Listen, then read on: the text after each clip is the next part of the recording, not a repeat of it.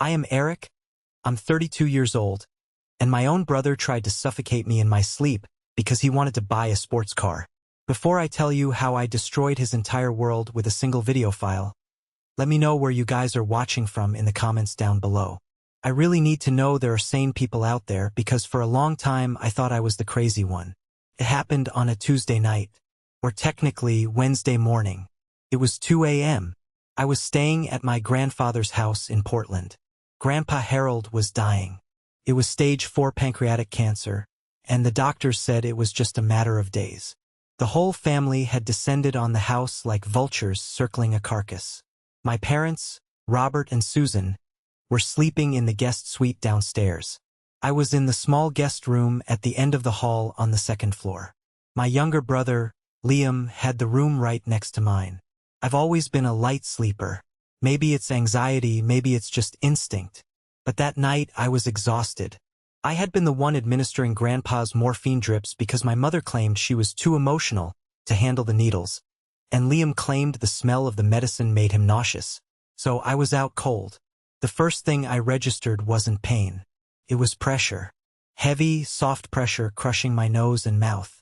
I woke up gasping, but no air came in. My eyes shot open, but all I saw was white cotton. The pillow. It was pressed down hard. I tried to thrash, to buck my hips, but there was a knee digging into my chest, pinning me to the mattress. My arms flailed, hitting the person above me. I felt the fabric of a silk pajama shirt. I knew that shirt. I had bought it for Liam last Christmas because he complained he didn't have anything decent to wear for his girlfriends.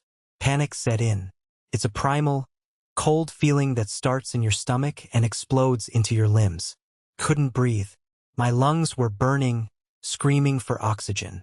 I tried to scream, but the sound was just a muffled grunt into the down feathers. Then I heard his voice. It wasn't angry. It wasn't manic. It was terrifyingly calm. He leaned down, his mouth right next to my ear, the pillow still crushing my face. If strictly talking about math, Eric, he whispered, his breath hot against my neck, you're worth more dead. If you were gone, my share would be 100%. No split. Just me. I froze. For a second, the shock was stronger than the lack of air. My brother. My little brother, who I used to carry on my shoulders when we were kids. He was killing me. He was actually killing me. I started counting. I don't know why. Maybe it's the architect in me, trying to find structure in chaos. 1, 2, 3. I clawed at his arms. He was strong. He didn't work out, he didn't do manual labor like I did with my landscaping projects. But adrenaline is a hell of a drug. He was fueled by greed. 15 seconds. My vision started to get spotty behind my eyelids. Sparks of purple and red.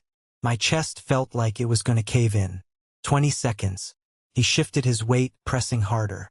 He was committing to it. He really was going to do it. He was going to kill me right here, with our dying grandfather just down the hall and our parents downstairs. 30 seconds. My movements slowed down. My brain was screaming, fight, fight, but my muscles were turning to jelly. The oxygen deprivation was hitting hard.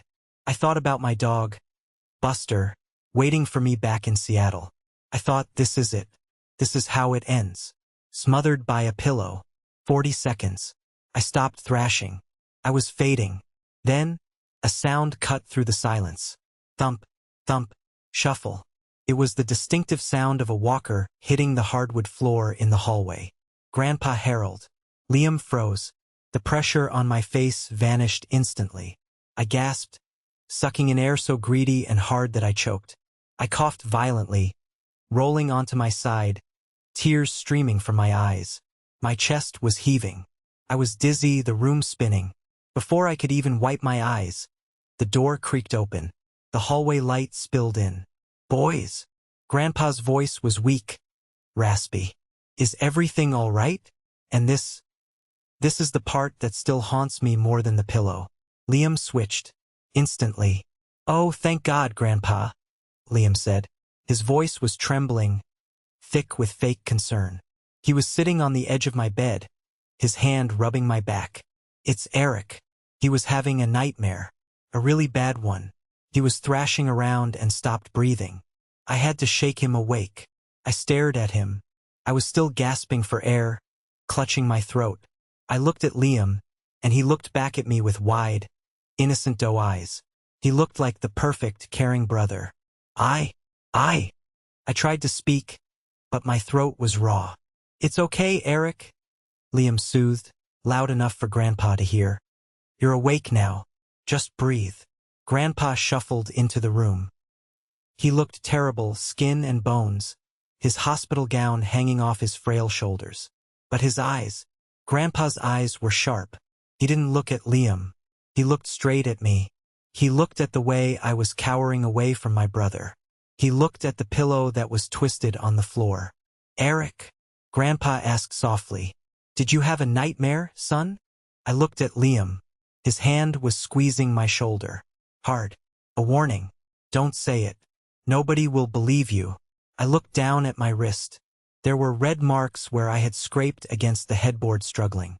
My throat hurt. I wheezed. "I need water." "I'll get it." Liam jumped up, the picture of helpfulness. "Go back to sleep, Grandpa. I've got him. I'm taking good care of him." Liam ushered Grandpa out of the room. I heard him whispering in the hall. "He's been under so much stress with work, Grandpa. He's just not handling your situation well. It's manifesting in his sleep." I sat there in the dark, trembling. I touched my face. It felt bruised. I wasn't crazy. I knew what happened. He counted the math. 100%. He wanted the whole inheritance. I got up, my legs shaking, and went into the attached bathroom. I locked the door. I stared at myself in the mirror. My eyes were bloodshot. There were faint red pressure marks on my cheeks. I wasn't safe here. My own family was in this house, and the person sleeping 10 feet away had just tried to murder me. But the scariest part wasn't the attack. It was the realization that he was right. If I told Mom and Dad, if I told them right now that their golden child tried to kill me, they wouldn't believe me. They would say I was jealous. They would say I was making scenes while Grandpa was dying. I sat on the cold tile floor of the bathroom and cried. Not out of sadness, but out of sheer, terrifying clarity. I was alone, but I was alive, and I knew something Liam didn't know. Grandpa Harold wasn't just a sick old man. He was sharp, and he had seen something in that room. I just hoped it was enough. To understand why my brother thought he could get away with murder, you have to understand the dynamic of the Perry family. I'm an architect, specifically, a landscape architect. I design parks, public gardens, spaces where people can find peace. Fits, I guess. I've spent my whole life trying to create order and beauty because my home life was a chaotic mess of favoritism and neglect. Liam is 2 years younger than me. He's handsome, classic quarterback looks, charming smile, the kind of guy who can talk his way out of a speeding ticket. He's also never held a real job for more than 6 months. Growing up, it was subtle at first. If I got an A on a test, Mom would say, "That's nice, honey. Put it on the fridge." If Liam got a C-, they'd take him out for ice cream to cheer him up because he tried his best. I became the invisible child, the self-sufficient one. I learned to cook my own dinner because Mom was busy driving Liam to soccer practice. I learned to fix my own bike. I learned that my needs were secondary to Liam's wants. The defining moment, the one that really severed the bond, happened when I was 18. I had been accepted into the University of Washington's architecture program. It was my dream. I had worked 3 summers mowing lawns and painting fences to save up, but I still needed help with the tuition for the first year.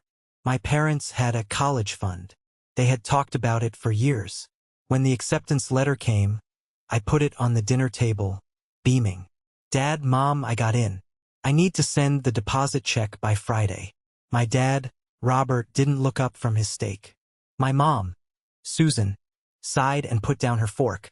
"Eric, honey," she started. That tone. The "we have bad news, but we're going to frame it like it's your fault" tone. "We can't do the tuition right now." "What?" I felt cold. "But the fund. You said." "Liam needs a car," Dad said abruptly. I looked at Liam. He was 16. He was smirking, playing with his Game Boy. "He needs a car?" I repeated. I need an education. He's 16. He needs to get to practice, Mom said defensively. And it's dangerous for him to ride the bus. We found a great deal on a nearly new Mustang. It's safe, it's reliable. A Mustang? I stood up. You're spending my college tuition on a Mustang for Liam? Don't raise your voice at me. Dad slammed his hand on the table. It's our money, Eric. We do what's best for the family. Liam is sensitive. He needs independence. You're strong. You can work. You can take a gap year. Or take out loans. You're smart, you'll figure it out. Liam needs our help.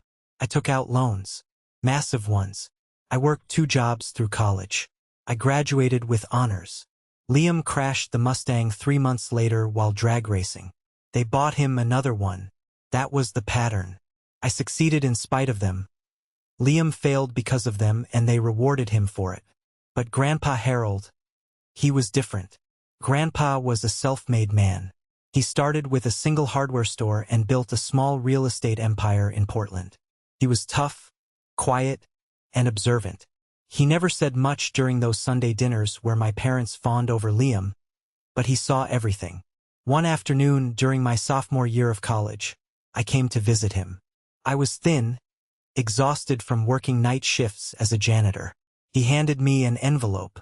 Inside was a check for $10,000. For school, he grunted. Grandpa, I can't. Take it, he snapped gently. And don't tell your parents. If they know you have money, they'll find a reason Liam needs it. A medical emergency, a business investment. They'll bleed you dry. He looked me in the eye, gripping my shoulder with his calloused hand. You're like your grandmother, Eric. Gentle but iron underneath. Liam is fool's gold. Shiny but soft. He'll break under pressure. That was the only validation I ever got. Fast forward to the present, or at least the weeks leading up to the pillow incident. I knew Liam was in trouble. Real trouble. Not just I overspent on my credit card trouble. I had overheard snippets of phone calls. He was pacing in the backyard when he thought no one was looking. He looked haggard. I need more time. I heard him whisper into his phone one afternoon. The old man is dying, okay? It's a matter of days. Once the inheritance clears, I'll have it. All of it. Plus interest. I didn't know the specifics then, but I pieced it together later. Liam had gotten involved with some bad people. He had rented a Lamborghini Aventador from a shady, off-the-books rental agency to impress a girl in Vegas. He didn't have insurance. He was driving drunk. He totaled it. The car was worth $500,000. The people he rented it from weren't the kind who sued you. They were the kind who broke your legs and then moved on to your family. He needed money. Fast. Grandpa's estate was worth millions. The house, the stocks, the land. But here's the kicker. Grandpa had been changing his will. A month before he got really sick, Grandpa had called me. Eric, he had said over the phone, I'm making changes. I'm tired of watching your parents pour water into a bucket with a hole in the bottom. Liam is a black hole. I didn't ask what he meant. I just listened. I'm setting up a trust, he said. Controlled. Strict. I assumed he meant he was locking Liam's share up, so he couldn't spend it all at once. I didn't realize how drastic the changes were. But Liam must have suspected. Or maybe he just did the math. If Grandpa died, the estate would typically be split between his children. My dad would get it. Dad would give it to Liam. But if the will skipped a generation, if it went to the grandkids, if it was split 50-50 between me and Liam gets half. But if I wasn't there, if I died, Liam gets 100%. That night in the bedroom, with the pillow over my face, he wasn't just a jealous brother. He was a desperate man with a death sentence hanging over his own head, deciding that my life was the price for his survival. The morning after the attack, I knew I had to get out, but I also knew I couldn't leave Grandpa. Not yet. I walked down to the kitchen. It was 7 a.m. My neck was stiff. My eyes were puffy. Mom was at the stove making pancakes. Liam was sitting at the table, drinking coffee, looking fresh and rested. He was scrolling on his phone, chuckling at a meme. The sight of him made me physically ill. Morning, sleepyhead. Mom chirped. Liam told us you had a terrible nightmare last night. Screaming and everything. Are you okay? You look awful. I stared at Liam. He didn't even look up. He just took a sip of his coffee. It wasn't a nightmare, I said. My voice was raspy. Mom turned around, spatula in hand. What? It wasn't a nightmare, I repeated, louder this time. I walked up to the table and slammed my hand down. Liam flinched just a fraction. Liam tried to kill me. The silence in the kitchen was absolute. The bacon sizzled in the pan. Excuse me? Mom laughed. A nervous, high-pitched sound. Eric, that's not funny. He came into my room. He put a pillow over my face. He held it down for 47 seconds. He told me I was worth more dead. I looked at Dad, who had just walked in with the newspaper. Dad, look at my face. Look at the marks. I pointed to my cheek. The redness had faded, but there was still a slight bruising. Dad squinted at me. Then he looked at Liam. Liam put his mug down slowly. He looked heartbroken. He looked like a kicked puppy. Eric, Liam said softly. I know you're stressed. I know seeing Grandpa like this is hard for you. But why would you say that? I came in to help you. You were choking on your own spit. I turned you over. You liar. I lunged at him. Dad caught me. He grabbed my arms and shoved me back. Hey, that is enough. Dad roared. What the hell is wrong with you? He tried to smother me. I screamed, fighting against my father's grip.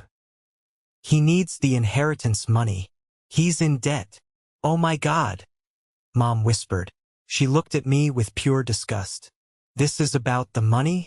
Grandpa isn't even cold yet, and you're fighting about money? And accusing your brother of murder. I'm not accusing him. I was there. You were asleep, Dad yelled. You were having a night terror. Liam saved you, and this is how you thank him. He's jealous, Liam said quietly. He wiped a fake tear from his eye. He's always been jealous of me, Mom. Ever since we were kids. He hates that Grandpa likes me. He wants to be the only one. I don't hate you, I spat. I despise you. Get out, Dad said. I froze. What? Get out of this house, Dad said, his face red. I don't want you here stressing your mother out. I don't want you here upsetting Grandpa. You're unstable, Eric. Go back to Seattle. We'll call you when it happens. You're kicking me out? He tried to kill me. Go, Mom screamed. Just go, Eric. You've always been dramatic. Just leave us alone. I looked at them. My mother, eyes wet with tears for the wrong son. My father, protecting the predator. And Liam, smiling behind his coffee mug. I realized then that I could have a video of him doing it, and they might still find a way to excuse it. They were too far gone. Fine, I said. I felt a strange calm wash over me. I'll leave, but remember this moment. Remember that you chose him. I went upstairs to pack my bag. I had one last stop to make. I went into Grandpa's room. He was awake, staring at the ceiling. He looked so small in that big bed.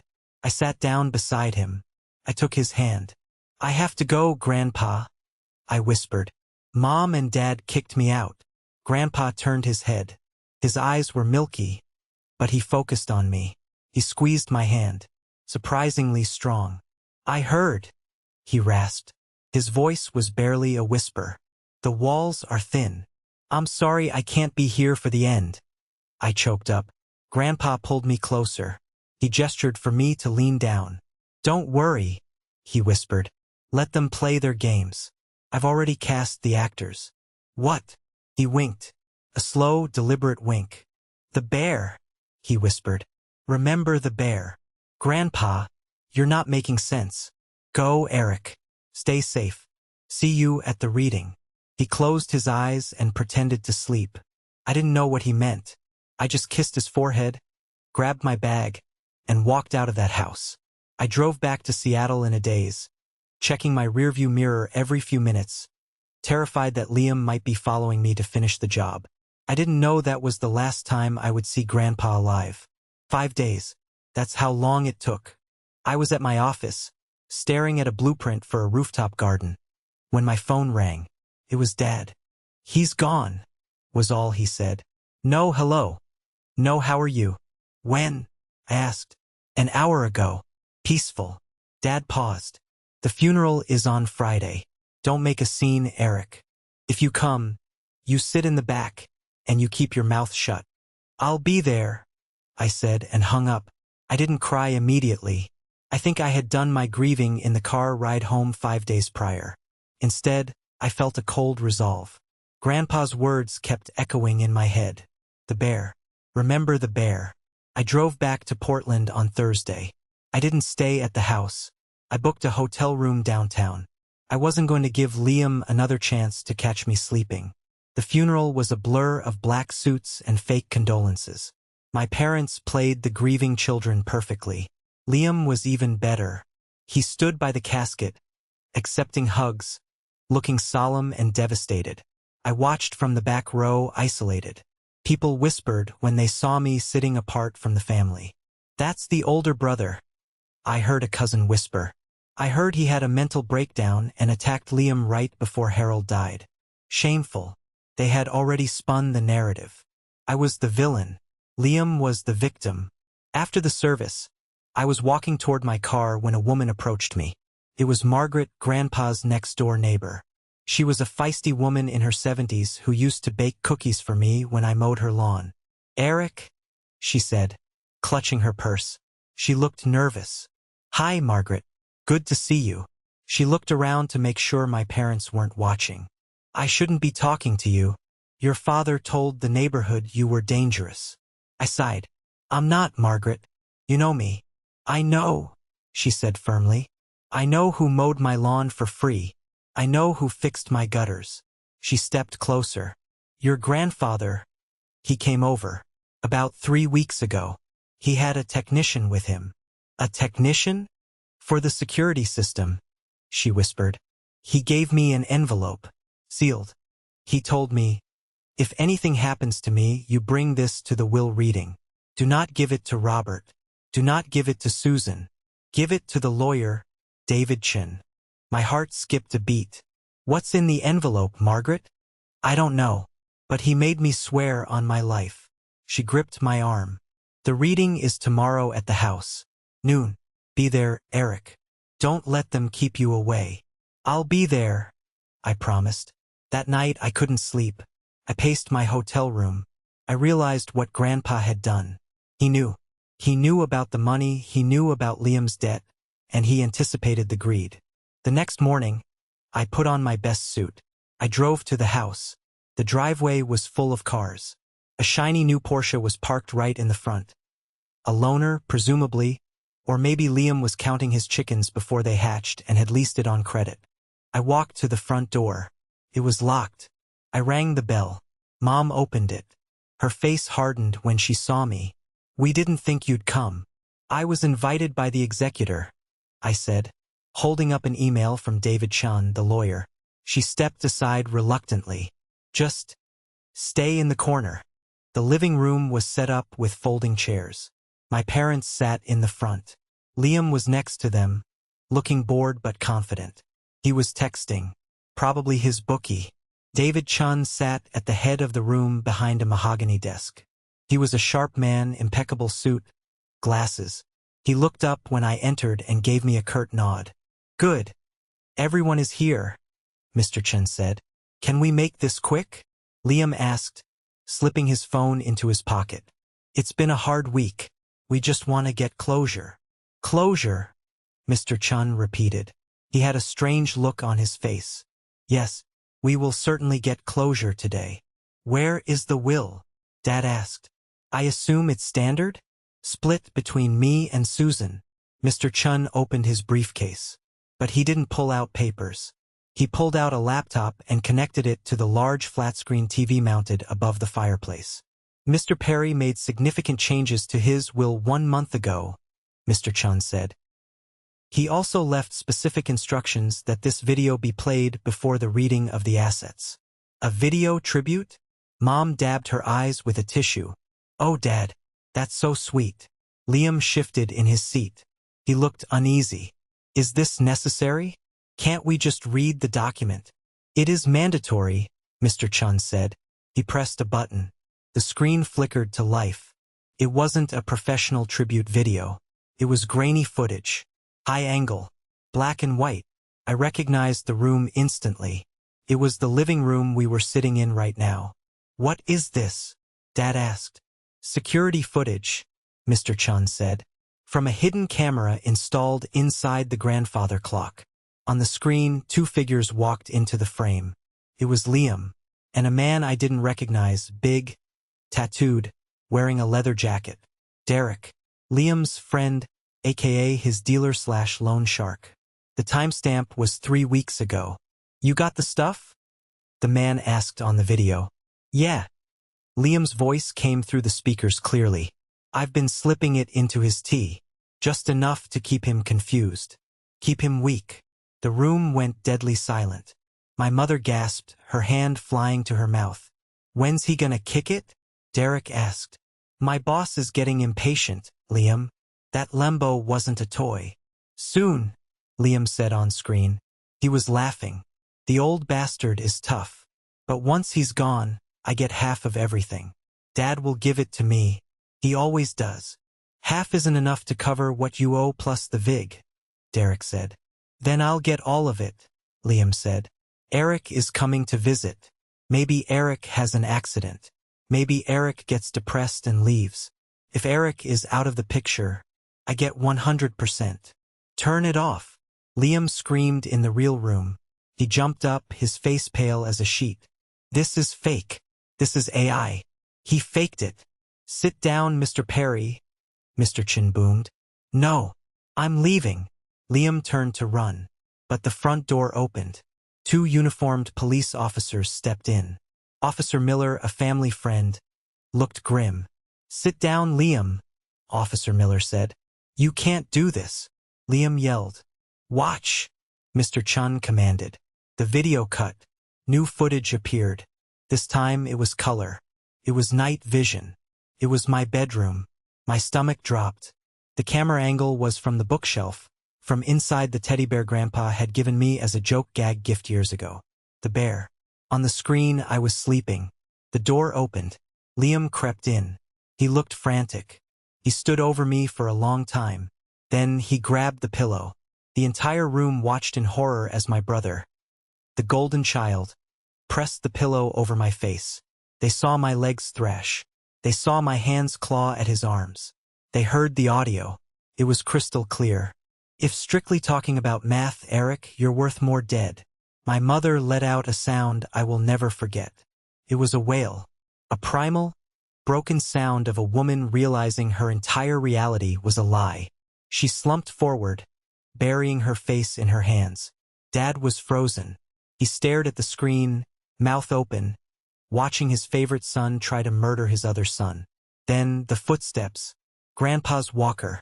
Liam pulling the pillow away. The instant transformation into the caring brother.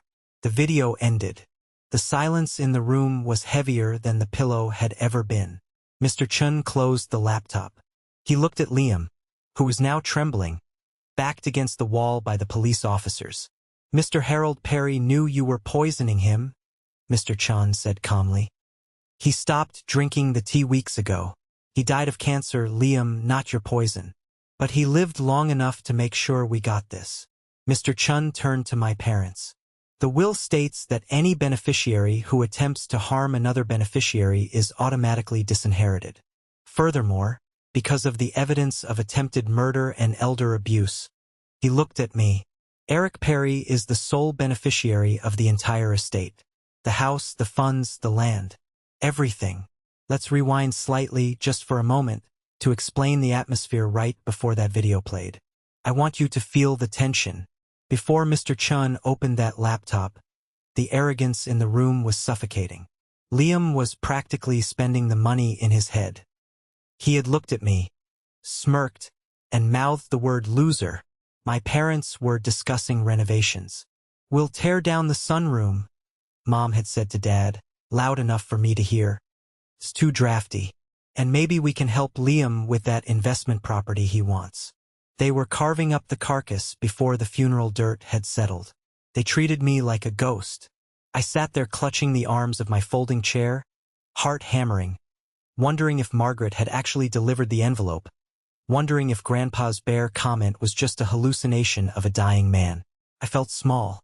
I felt like the little boy who didn't get the tuition money.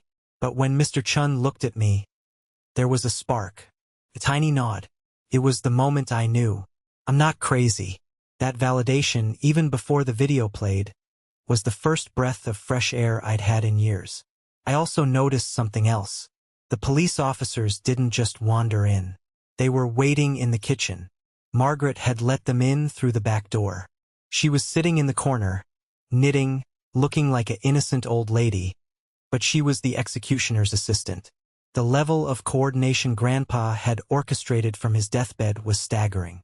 He knew he couldn't protect me physically, he was too weak. So he built a legal and digital fortress around me. Back to the room. The video ends. The air is sucked out. Liam is cornered. "Mom!" Liam screamed, looking at Susan. "Do something. Tell them it's fake." Eric did this. He's a computer guy. He deep-faked it. My mother looked up. Her mascara was running down her face. She looked at Liam, really looked at him. For the first time in her life, she saw the monster. "You," she whispered. "You said he had a nightmare." "He did." Liam lied, desperate. "That video is edited. We have the raw files," Officer Miller said, stepping forward. "And we have the toxicology report from your grandfather's autopsy. Traces of arsenic and sedatives. Low levels, but they were there." "Arsenic." Dad stood up. He looked like he was going to vomit. "You poisoned your grandfather?" "I needed the money." Liam cracked. He screamed it. "I needed the money. Okay? Those guys were going to kill me. You guys wouldn't give me enough. You gave me the car, but you didn't give me cash. It's your fault." He pointed at Mom and Dad. "You made me this way. You always gave me what I wanted. And when I needed real help, you just bought me toys. It's your fault." That was the dagger. Liam, in his final moment of freedom, blamed the very people who had enabled him. Officer Miller grabbed Liam's wrists. "Liam Perry, you are under arrest for attempted murder, elder abuse, and suspicion of homicide." They clicked the handcuffs on. I watched. I didn't say a word. I didn't need to. The silence was my victory. The arrest was chaotic. Liam was kicking and screaming as they dragged him out to the squad car. The neighbors were all watching. The golden child was being hauled away like common trash. When the door closed behind the police, the room fell silent again. It was just me, my parents, Mr. Chun, and Margaret. My parents sat back down. They looked shell-shocked. They looked aged 10 years in 10 minutes. Mr. Chun cleared his throat. "Now, regarding the estate. Mom's voice trembled. "Is there anything left for us?" Mr. Chun looked at the papers. "Robert and Susan Perry. Harold left you the family photo albums, and his collection of vintage stamps." "Stamps," Dad whispered. "The estate is worth $4 million. The rest," Mr. Chun said firmly, "goes to Eric." My parents turned to me. The look in their eyes changed.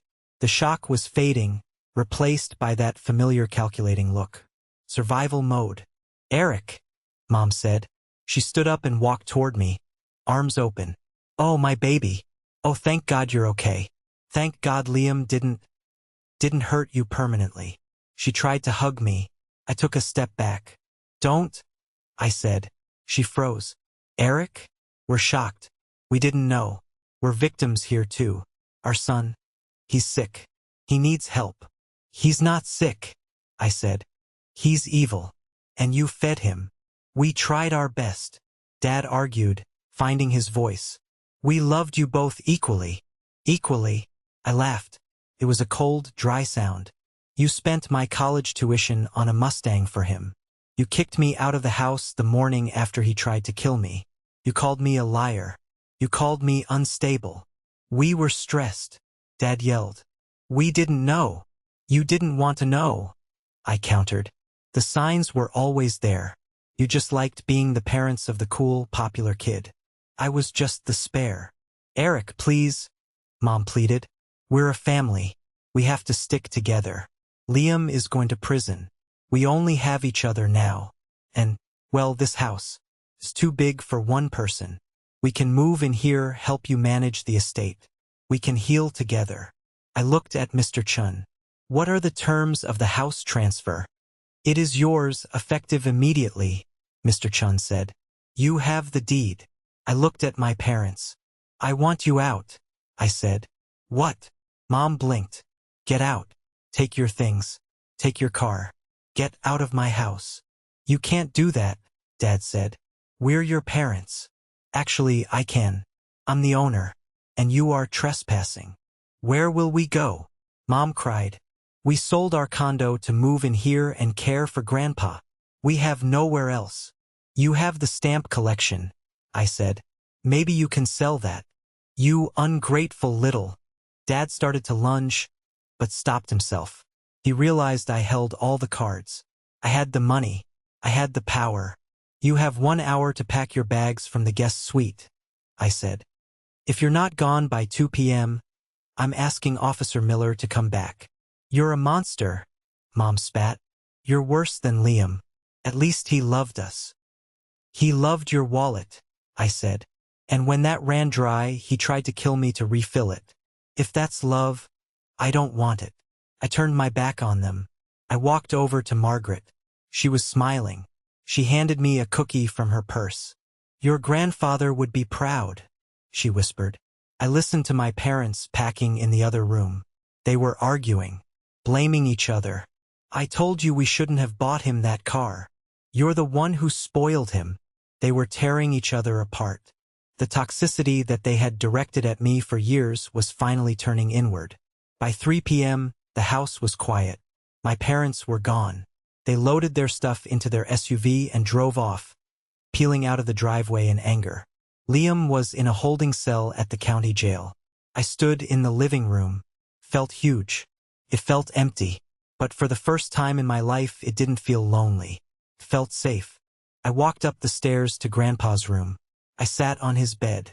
Mr. Chun had given me a letter after the reading. Handwriting shaky, written a few days before he died. Dear Eric, if you're reading this, the plan worked. I'm sorry I had to put you through this. I'm sorry I couldn't be the father figure you needed earlier. I tried to keep the peace, but peace at the cost of justice isn't peace. It's surrender. The house is yours. The money is yours. But don't let it anchor you. Use it to build something beautiful. Design those gardens you talk about. Create spaces where people can breathe. Your parents, they aren't bad people, perhaps, but they are blind. And I couldn't let their blindness kill you. You're the gentle one, Eric. But remember, the gentle ones are the most dangerous when pushed, because they have nothing to lose. Love, Grandpa. I folded the letter. I cried then. Real tears. Not for the trauma, but for the gratitude. He had seen me. The next few weeks were a legal whirlwind. I had to give statements to the police. I had to secure the house. Liam's lawyer tried to reach out for a plea deal, asking for leniency from the family. I told the DA to prosecute to the fullest extent of the law. There would be no leniency. My parents tried to call. I blocked their numbers. They sent emails. I set up a filter to send them straight to trash. I heard through the grapevine, Margaret, that they were staying at a Motel 6 on the outskirts of town. Their friends had abandoned them after the news of the attempted murder and the poisoning came out. Their reputation was ruined. They were just the parents who raised a monster. As for me, I kept my promise to Grandpa. I hired a contractor. We tore down the wall between the kitchen and the living room, the wall where my mom used to hang Liam's participation trophies. I opened up the space. I let the light in. I sat in the garden I designed in the backyard, watching the sunset. I took a deep breath. My lungs filled with air. No pillow, no pressure, just oxygen. It has been exactly 365 days since the police lights flashed in my driveway. 1 full year. If you walked into my house today, you wouldn't recognize it. And honestly, neither would my parents. The dark, Oppressive velvet drapes they loved so much are gone. I tore them down myself. The heavy oak furniture that smelled like furniture polish and pretension? Donated. I didn't just renovate the house. I exorcised it. I turned the entire ground floor into the headquarters for my landscape architecture firm, Perry and Associates. The living room, where the will reading destroyed my family, is now a bright, open-concept drafting studio. Where my father used to sit and judge me, there is now a drafting table covered in blueprints for a community park in downtown Seattle. Where Liam tried to run from the police, my new assistant, Sarah, organizes client files. The air in the house is different now. It doesn't smell like secrets and old money anymore. It smells like fresh coffee, wet soil, and hard work. But let's talk about the loose ends. Because I know you guys are wondering, what happened to the golden child and his enablers? Justice, it turns out, is a slow grinder, but it grinds exceedingly fine. The trial was a circus. My parents hired a high-profile defense attorney using the last of their savings, and when that ran out, they took out high-interest loans. They were convinced they could spin the narrative. They tried to paint Liam as a victim of drug addiction, a troubled soul who was temporarily insane. But the video, you can't argue with 4K video and crystal-clear audio. The jury deliberated for less than 2 hours. Liam was sentenced to 15 years in a state penitentiary for attempted murder, elder abuse, and fraud. I was there when the gavel came down. He didn't look at me. He just wept. Not the tears of someone who is sorry, but the tears of a spoiled brat who was finally being told no. As for my parents, Robert and Susan, their fall was perhaps even more tragic because it was so quiet. Without Grandpa's money, without my financial support, and with a mountain of legal debt, they drowned. They were evicted from the motel they were staying in. The last I heard, they are living in a one-bedroom apartment in a rough part of town. My father, a man who used to refuse to drink wine if it wasn't a specific vintage, is now working as a greeter at a big box store. My mother cleans houses. I know this because they still try to contact me. About 3 months ago, I was sitting in my office, sketching a koi pond design, when my phone buzzed. It was a blocked number. Against my better judgment, I answered. Eric. It was my mother. Her voice sounded thin, brittle. Hello, Susan, I said. I couldn't bring myself to call her mom. We saw your interview, she said, in the Architecture Digest. The house looks different. It looks like me, I replied. Listen, Eric, she rushed on, the desperation leaking through. Your father, his back is bad. He can't keep standing on those concrete floors all day. And the heating bill is piling up. We were thinking, since you're doing so well, maybe we could just borrow a little, just to get through the winter? We're family, Eric. Doesn't that mean anything? I looked out the window at the garden Grandpa and I used to tend. It means everything, I said. That's why I'm not giving you a cent. How can you be so cruel? She sobbed. We raised you. You raised a spare part, I said calmly. You invested everything in Liam. You bet on the wrong horse, Susan. I'm not your retirement plan. I'm the survivor of your parenting. I hung up and blocked the number again. It didn't hurt this time. It just felt like closing a book that I had already finished reading. But the real test, the final twist of the knife, came last week. I received a letter from the correctional facility. The handwriting was unmistakable. Looped, messy, hurried. Liam. I sat with that envelope for an hour before opening it. I stared at it, wondering if I should just burn it. Part of me, the little brother part, hoped for an apology. I hoped that a year in a concrete cell had humbled him. I hoped he would say, I'm sorry, Eric. I lost my mind. Forgive me. I sliced it open. Eric, I know you're living it up in the house. Must be nice. I'm rotting in here. The food is garbage. The mattress is thin. I need money for the commissary. I need protection money, actually. There are guys in here who know I came from money, and they're pressing me. Mom and Dad are useless. They're broke. You're the only one with cash. Put $5,000 on my books by Friday. If you don't, I'm gonna start talking to the press. I'll tell them you set me up. I'll tell them you manipulated Grandpa. I'll write a book, Eric. I'll ruin your reputation. Don't be stupid. You owe me. You took my life. Liam. I read it twice. Then I started laughing. I laughed until my ribs hurt. I laughed because it was so pathetic. Even in prison, even after everything, he still thought he had power. He still thought he could bully me. He still thought the world revolved around his needs. He didn't understand that he had given me the greatest gift of all. He had shown me exactly who he was. There was no ambiguity left. No, maybe he loves me deep down. No, he was a predator. I walked over to the fireplace, the one in the living room where we used to hang stockings for Christmas. I lit a match. I held the corner of the letter and watched the flame curl the paper. I watched his threats turn into black ash. I watched the words, "You owe me," disappear into smoke. I didn't reply. I never would. His silence would be my answer. After burning the letter, I felt a pull to go down to the basement. It was the only room I hadn't fully renovated yet. It was Grandpa's old workshop. I started sifting through some old boxes of his. Tools, old tax returns, rusted screws. And then, tucked behind a loose brick in the wall, a classic Grandpa hiding spot, I found a small, leather-bound ledger. It wasn't a bank book. It was a journal. I opened it, the dust dancing in the light of the single bulb. The entries went back 20 years. August 12, 2004. Robert asked for $5,000 for home repairs. Saw Susan driving a new car 2 days later. Put $5,000 into Eric's secret account. December 25, 2008. Liam got a dirt bike. Eric got a sweater. Eric didn't complain. Put $2,000 into Eric's secret account. June 20, 2012. They took Eric's tuition money. My heart breaks. I gave him what I could. I will make sure he gets the rest when I'm gone. Page after page. Year after year. Grandpa hadn't just been watching. He had been keeping score. He had been matching every dollar my parents wasted on Liam with a dollar saved for me. I sat on the cold concrete floor and wept. This wasn't about the money. The inheritance was just numbers in a bank account. This ledger was the proof of love. Every entry was a silent hug. Every dollar was a whisper saying, "I see you.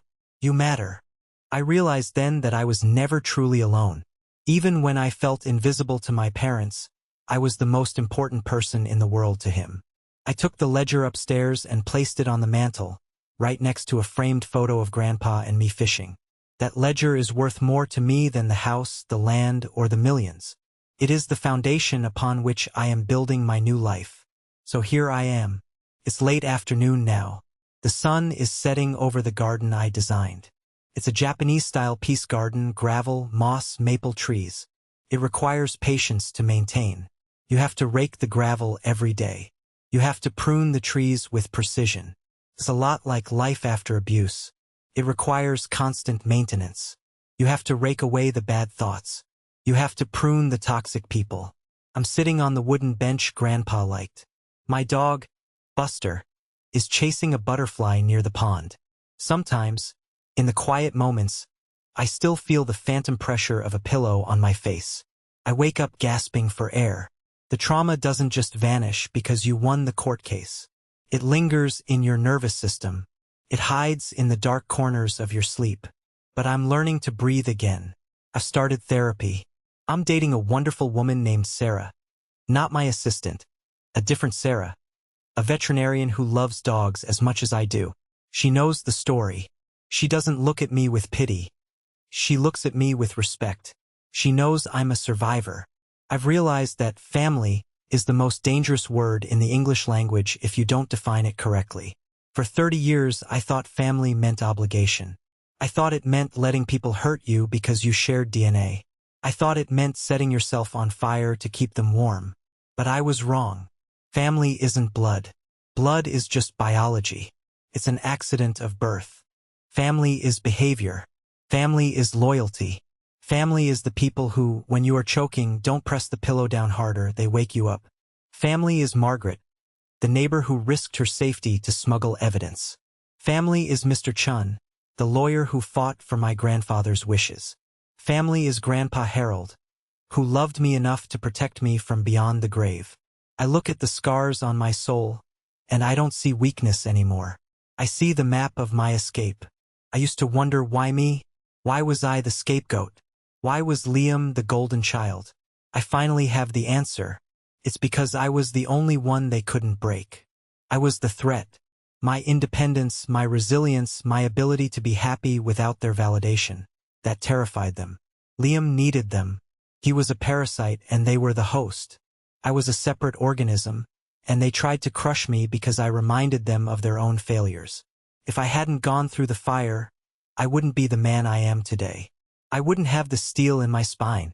I stood up and walked to the edge of the pond.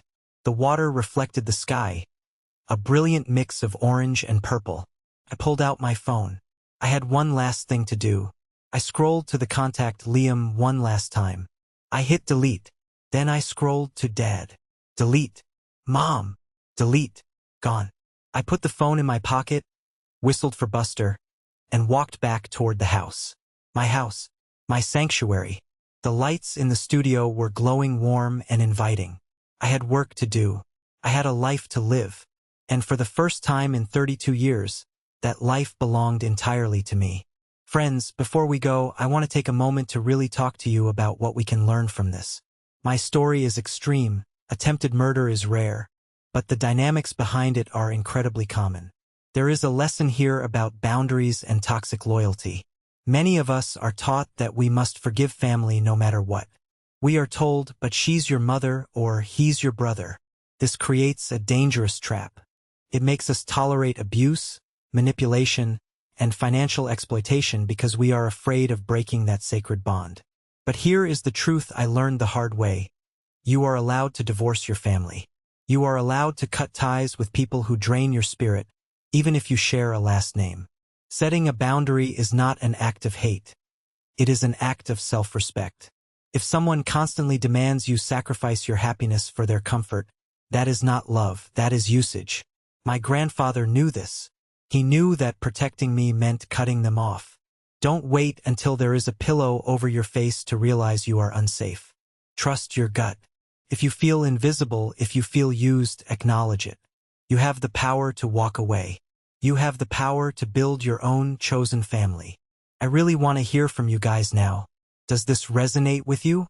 Have you ever had to make the hard choice to distance yourself from a toxic family member to save your own sanity? Or maybe you had a Grandpa Harold in your life who saved you. Please share your perspective in the comments. Or if you simply agree that we need to normalize protecting our peace, just comment the word good below. Seeing that word tells me that you stand with survivors and you value these lessons. Thank you for listening to my story. Stay safe, stay strong, and remember, you are worth more than what they say you are.